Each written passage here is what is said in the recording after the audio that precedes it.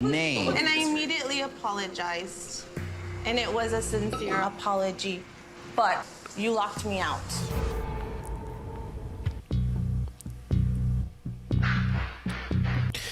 Hey guys, and welcome to Little Black Book. You know what time it is. We're talking to you guys obviously about Married at First Sight. We're dealing with Rachel and Jose, and we're talking about the fact that Jose has been waiting for his opportunity to set Rachel right, especially after she said that she had done infidelity.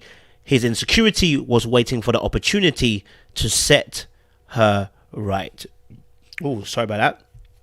So we're going to have a little conversation around that. Guys, if you're new to the channel, do me a favor, like it, share, subscribe, click on the bell button for notification of the uploads. And for those of you who are returnees, you already know what it is, baby. You got the minerals. You got the minerals. Let's get into the video.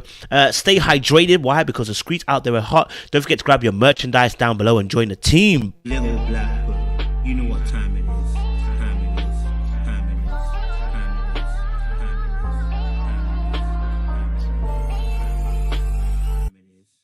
Yes, we're talking about Jose and we're talking about Rachel, and yes, it was quite the conversation between Rachel and Jose. I want to go back onto the clip where he locked her out, and we'll start the conversation from there. You disappear. I don't know what you're doing, so I waited for. I was here with Brittany. I walked her out. Now, if you don't know who Brittany is one of the producers that she was speaking to, and she walked her out, I'm assuming, right? Because Brittany was the name that came up with the producer. Now, here's the thing that's really concerning about this. I spoke about this weeks ago, and I spoke about Jose, and his mindsets in regards to Rachel and in regards to women. I said that the first problem we saw with Jose was when he spoke about how women don't appreciate, they don't want to go halves or whatever, and it's the way he said woman. And I said the continual emphasis on woman should let you know that he has a problem with women. You know what I mean? That's going to be a problem coming into any relationship in terms of how he sees women. And I knew it would come up eventually. So now we're in this position where he's now triggered because someone called a name and because your wife called a different name. And not only did she call a different name, now you had to lock the door when she went out and pretend as if you didn't know that she went out. Now, this is a vindictive thing to do. Okay, listen to what I said. Vindictive. Just like Michaela, vindictive, having or showing a strong, unreasoning desire for revenge. Okay? All right? It was vindictive. It was meant to be vengeful. Now, he didn't do this by mistake. He did this on purpose. Let's watch a bit more of the clip and we'll talk some more. We spoke some more. I didn't take anything with me. You had gone to bed. I come back, and it's deadbolted. Now, we don't have I don't know if we have deadbolts in the UK per se, but I'm assuming it means the door is firmly locked, and that means basically she can't get back in, right? A deadbolt, right? So, you know, he's literally turned the lock behind the door, meaning that no matter what happens, she can't get back in. Now, I totally understand about securing your property, but your wife isn't in the home. You admit that you didn't know if she was in the home. You didn't know where she went. So why would you deadlock it and go to bed? Right? You've got two options. Unfortunately, you've got two options. Either you go to bed and leave the door open and potentially it's unsafe, or you stay up all night and you deadbolt the door.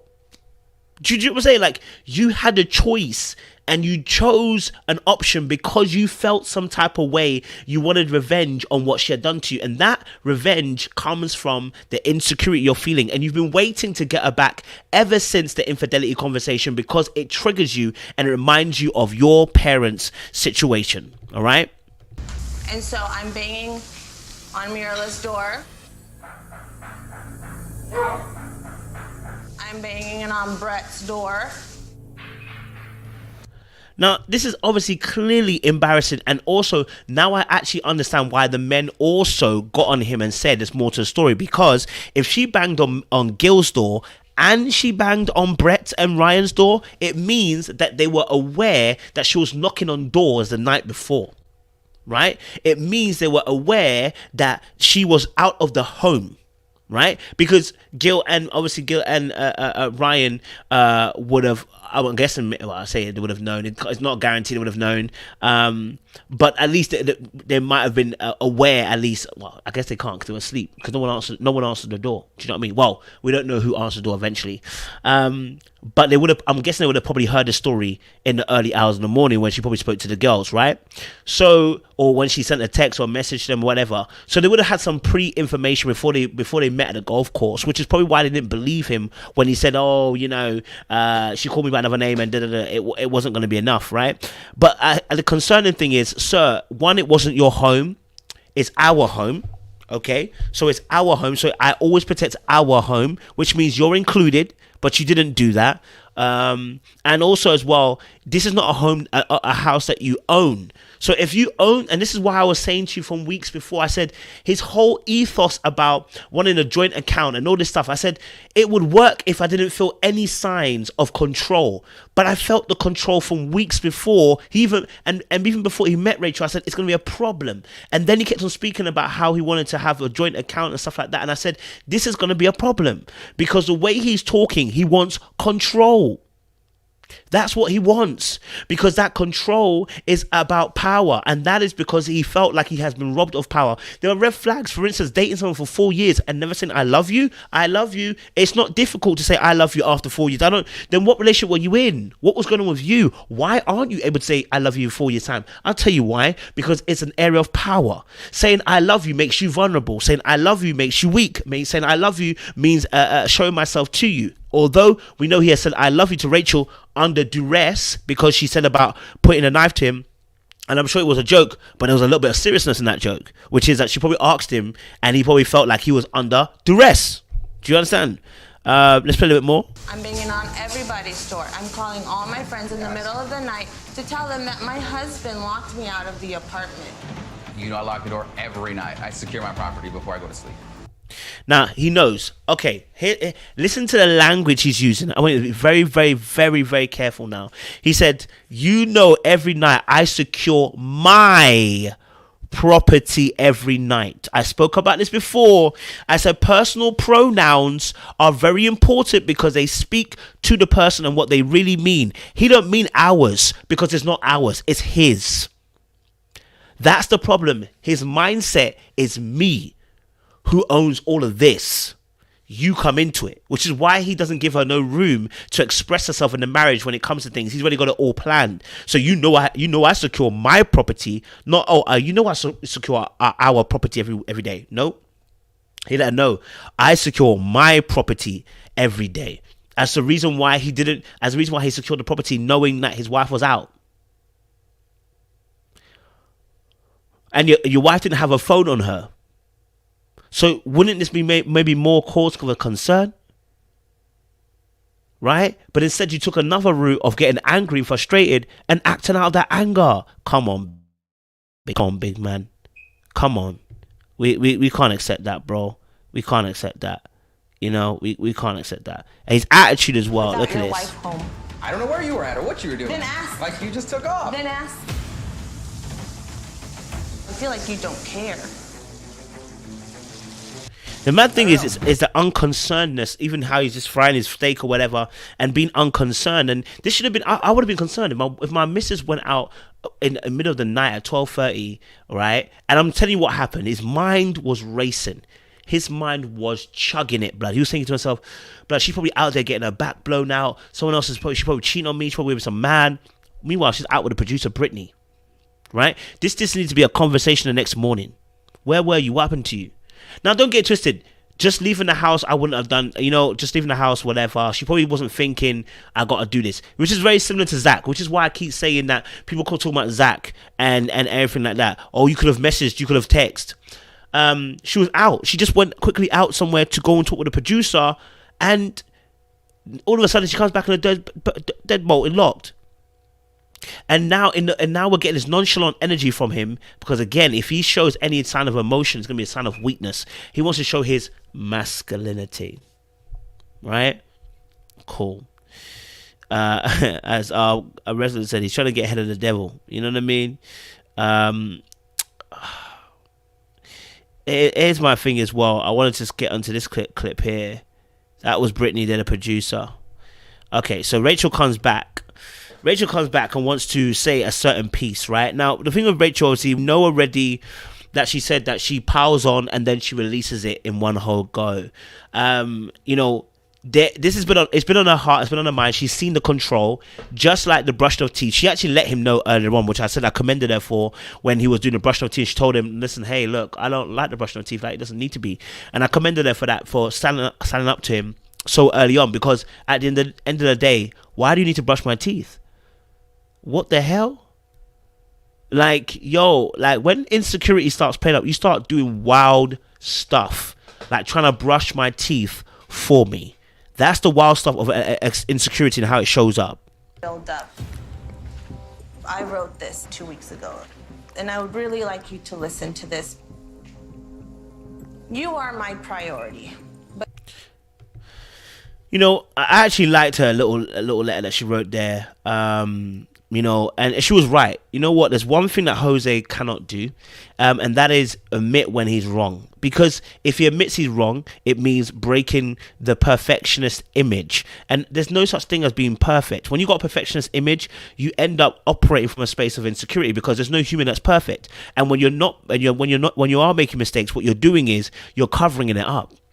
Right, with excuses and rationalizations with defense mechanism, trying to rationalize why you did what you did, and that wasn't actually a mistake. Actually, it's just me trying to do X, Y, and Z. And it's like, big man, no.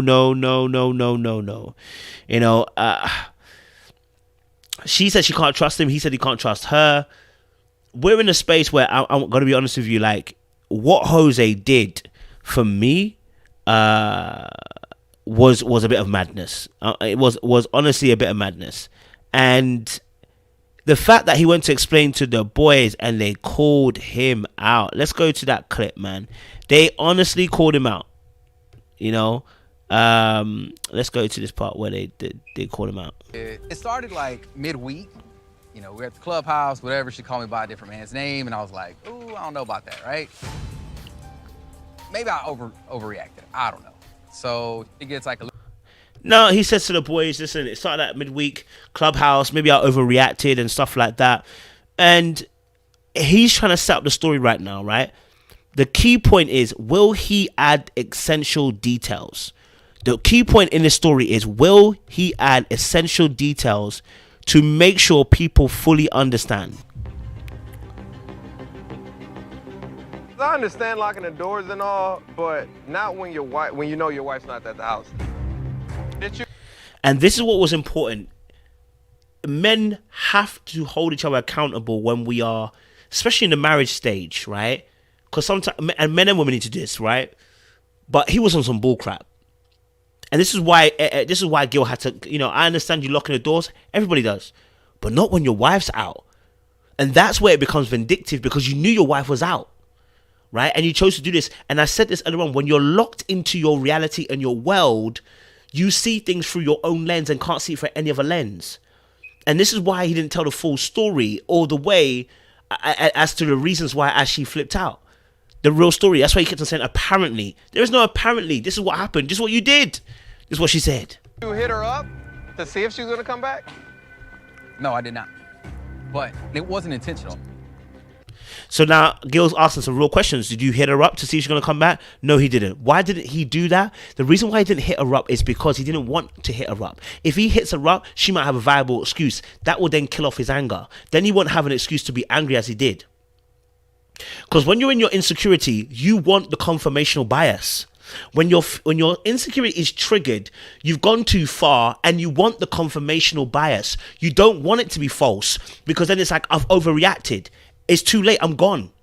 So that's why he didn't want to message her to find out what it is. He basically wanted to just be able to hit her hard and fast. Okay? He accidentally, quote unquote, locked the deadbolt. There are definitely some holes, just things that I don't think I would do. I don't know if I necessarily believe that all the way. Maybe he was just frustrated and just did it out of spite. All the guys didn't believe his story. All of them said, listen, brother, I'm not sure, but I think there's some holes in this story that we need to really look at. And the truth of the matter is, there was holes. Big holes in the story. And if you see him, it's always when he was doing this, that's when he was under pressure. because the guys were getting onto him. They were checking him big time. I've never accidentally locked a deadbolt. So she says she wants a divorce. Like, how can it go from being so good to now want a divorce? So, you know, the real thing here is, you know, first of all, accidentally deadbolt in the door is ridiculous. Like, you know, like you knew she was out, and there's no way you can accidentally lock the deadbolt, bro. And the fact that she was out and you weren't even no, I can't even bring an excuse for it, bro. It's just a level of madness that he ensued in. And the fact that he couldn't release his pride in the moment to apologize and say, babe, do you know what? I flipped up. Yeah, I flipped up because I went to bed and I deadbolted the doors. Because I was thinking this and that. There was no genuine sorriness. There was no genuine apology. There was no genuine empathy for what he had done or sympathy for what he'd done. There was nothing, no regret, nothing. And someone like that is dangerous. Yeah, dangerous. Because now we know that your focus is whenever you're hurt, you're willing to hurt back. Dangerous people. Because at what point won't I hurt you? And if you're willing to hurt me back, tit for tat, you can destroy us. Because at every given moment when I hurt you by mistake, you're going to make sure you get me. You're going to make sure I know that you got me. Do you see what I'm saying? It's dangerous waters. It's dangerous. We don't want that. We don't want that at all. All right? We don't want that in a relationship at all. Pretty sure there's some details that we're not getting in this story. Y'all argue over her calling you a different name, and now she's like, nah, let's get a divorce. Like, something's missing. I love Gil in this as well. Gil is on point. Gil is making sure he's holding his feet to the fire. He's making sure he knows. Listen, bro, what's the full story? What's the full story? You know, like, you're not going to pretend as if that's the reason why she doesn't want to be with you anymore. Something else has happened. Tell the full story. And the fact that we don't know for sure 100%, but the fact that we don't get to see him tell the full story is a big, big indicator that he doesn't want to tell the full story, because then he'll be outed. Remember, and then he won't be perfect. Right? Then he won't be perfect. Let's watch a bit more.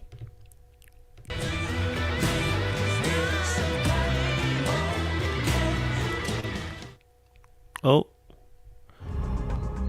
You know, y'all. My bad. We'll come back. Copyright. We don't want a situation. So they're going to talk to him again, obviously, about the situation. And like I said, it's good the guys are holding him to account. What is also important... What's also important is the fact that obviously Rachel also said as well she's not in love with Jose anymore. And I was like, oh, darling, you're not in love with him anymore? How? You said you loved him and then you almost forced him to say I love you. How can you no longer be in love with him? How do we go from that to that? That is a very quick switch around. You know? Argue over her calling you a different name, and now she's like, nah, let's get a divorce. Like, something's missing. What I'm hearing, the only thing that she has done in this whole situation was call you by another man's name, and then she wasn't at the apartment, right? Right. I love the fact that these guys are actually running through the story bit by bit. And you can see that Jose as well. Look at the way he's looking down now. He's nervous. He knows, bro. The guys are onto me. They're not going to back me. Because sometimes what happens is people go back to their friends, tell half a story, and they expect their friends to back them because they've told half a story. But the man them are switched on and clued on. Like, hey, hold on a minute. You guys were deep in love. There's no way this has just happened. Tell us a full story. And now he can't use the friends as the, people are backing me in what I'm saying. You can't use that because they're not on your side, you know? So what was the straw that broke the camel's back? Like, why did she say done? Because for someone to say done, okay, so that I don't want to say I don't know, but I don't completely understand where that's coming from. So he's saying obviously he doesn't completely understand. She made it kind of clear, which was the reason why is because at the situation when the deadbolt lock happened, what happened? After she addressed you, you became nonchalant. You didn't want to apologize. You showed no remorse. And you're showing at this moment a lack of self-awareness. You're refusing to be able to understand that your behavior right now contributed towards her now saying she don't want to be in a relationship because also she's triggered by, past events, right? and seeing your behavior now, she's like, hold on a minute. The mum even told me that you're controlling. This is looking mad. Like, yo, at the end of the day, I'm not trying to stay in this relationship. I'm not trying to stay here and be abused. And I'm with her. Why would she? I feel my husband doesn't even care for me.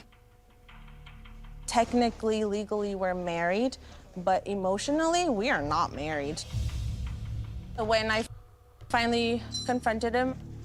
Now, she makes a point here about they're not emotionally married, and it's quite interesting because obviously, I know that obviously he did a deadbolt situation, but something's not quite right. So we've gone from just one night where there was a deadbolting, we've gone from I love you, like Dizzy Rascal, to suddenly now we're not emotionally attached.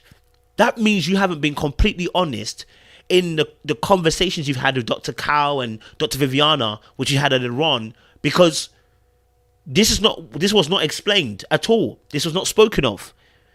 Trust and intimacy was not spoken of in those sessions. So what are we missing here? So Rachel, maybe you're holding on to these notes because we need to know the missing links to the story. Right now, it doesn't make sense. He didn't care. He locked me out. It felt like talking to a little child, talking to a wall. I'm like, I tell him straight up, I'm not hearing what I need to hear. And that is the key thing. So that's where we're at. She's not hearing what she needs to hear. But see, and that, because I believe, honestly, I think she still loves him and still cares for him. I don't think it's gone away. I honestly don't think it's gone away.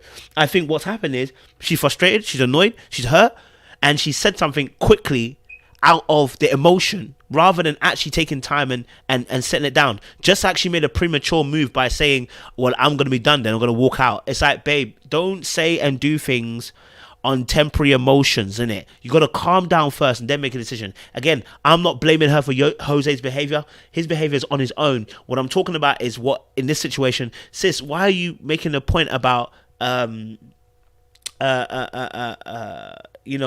leaving and then you might potentially go back? You're like, you don't want to do that. You don't have to go back. Because I would agree with you. What we just saw with him and him deadlocking the doors, similar to Michaela, I wouldn't accept it. Why would you want to? It's dangerous. Anything can happen, you know?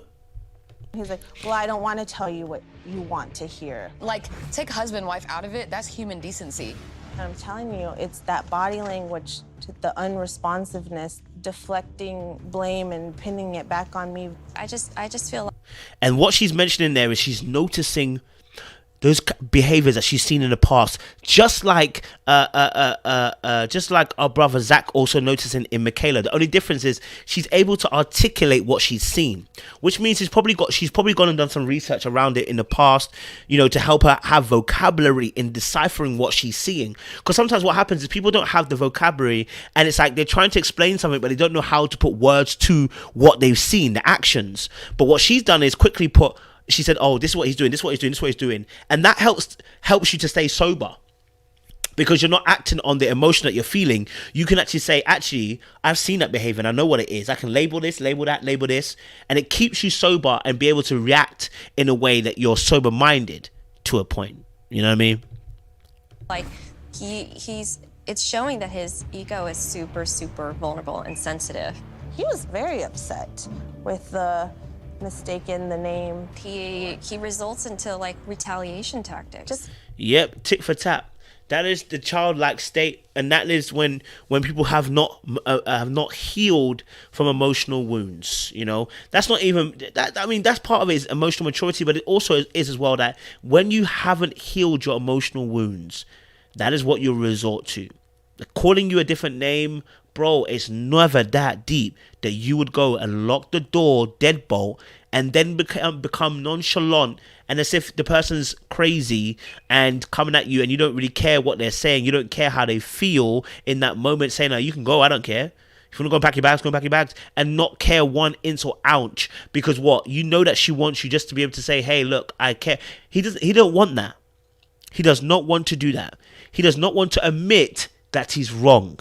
Even in front of the boys, he hasn't done it yet. That is a problematic man. Felt very vindictive. Yeah, oh yeah, big time. You call me by another man's name, then you take off, so I don't know that I actually trust her. No, I get it. Look, that's where he began to explain what he really is feeling, which is the fact that, yo, he's triggered. And he's calling it trust. And I get it. You don't trust her, sir, right? And that's fine. I get it. She called you a different name. But, big man, it is not that deep. It happens all the time. But he's reacting from the triggered situation. Now the guy's going to evolve. Unfortunately, I don't know if y'all remember, we were on the catamaran back on honeymoon, and she did confess that, hey, I cheated once upon a time. Never have I ever cheated. How is it that the cheating has got him that flustered?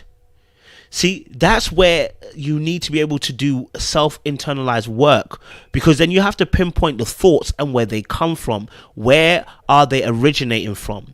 Because her admitting that she cheated should not be a huge red flag unless you're triggered by a past event that you've seen or been experienced or you've witnessed. There is no reason why you're reacting the way that you're reacting except you're being triggered.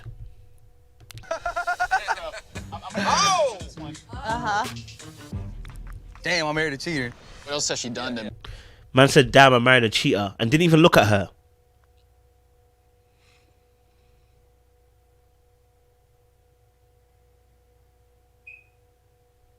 Yeah, it's wild. It's wild.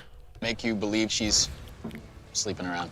Well, and I wouldn't say sleeping around, but if you call me by a different name and then you disappear one night. Has she ever called you another name before? This is the first time. Nah, this is the first time. I gotta say something. Man, it's the first time. My brother, listen. It's the first time, my dog. You know, he knows as well. He knows, because the way he's saying it, he knows the guys are not buying it, bro. And he knows by their reaction that they're thinking he's definitely overreacted. Now, question is, what happens to the friendship unit when the man then make you feel like you are wrong? Can you handle that? Can you hack that? Are you going to be able to have a good friendship with these guys now? That's the real question. It's gonna come out.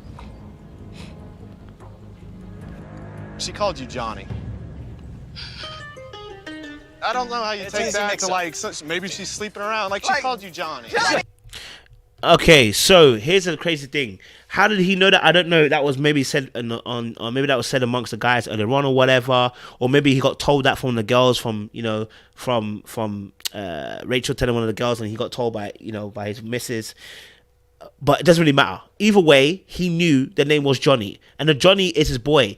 See, this is where we have to be very careful now. Why is it that when she's called Johnny, his boy's name, that he gets so stressed? Either you think you're inferior to Johnny, or two, you don't trust men in general. And that means your boy too.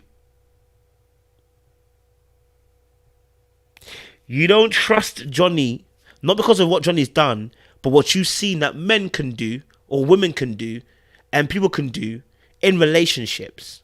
So Johnny isn't the issue. Even though he's your boy, you still couldn't apply no trust on him because of what you feel people can do.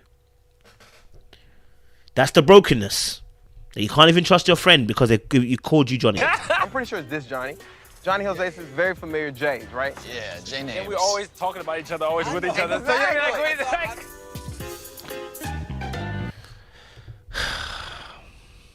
Big man, Johnny, Jay and Jose and Johnny, Jose, Johnny, it happens. It happens. You know what my parents used to do? They used to always call out. They always say, Kwesi, Kojo. Oh, Kojo. Bruv, they would go through the whole of our, because of two boys, innit? We're both K. Oh, Kojo, Kwesi. But they always used to do that. To get our names mixed up. And do you know what happened? I started mixing people's names up. It's a part of life. You mix names up. Bruh, I call Jose. Yo, you know it. You know, you forget names. You call someone else's name. It's a slip of the tongue. It is literally a slip of the tongue. It is not that deep. It hasn't happened before. It's not the same name over again. It wasn't in bed. Oh, bro, you are... I honestly don't feel for him because in my mind, he kind of caused it. But I also think that he can come out of it. And I think it could still work, but he has to change his thinking about their relationship right now. I love that Ryan as well, coming through with a strong bars there as well. He's like, look, the brothers caused it, and I don't feel sorry for him because at the end of the day, he's been the biggest factor in this whole situation, and that's why he's got the power to change it. He's got to go back to Rachel and just tell her, listen, my bad, I got it all wrong. But here's the thing, can Rachel trust him now? She kicked you out. If he kicked you out of this home, wait till he gets his own home. He gonna kick you out of that one too. Can Rachel trust him after this? No. Can she trust him to have a joint account? No. She's gonna have to have her own in everything, because now you've broken the trust, sir. You've broken the trust. As of right now, where y'all at? Like, right this moment. You still love her. Oh yeah, I even sent her a text before I got here. I was like, hey, I know you don't want to hear this. Yeah. But I miss you and I love you. And does she still feel?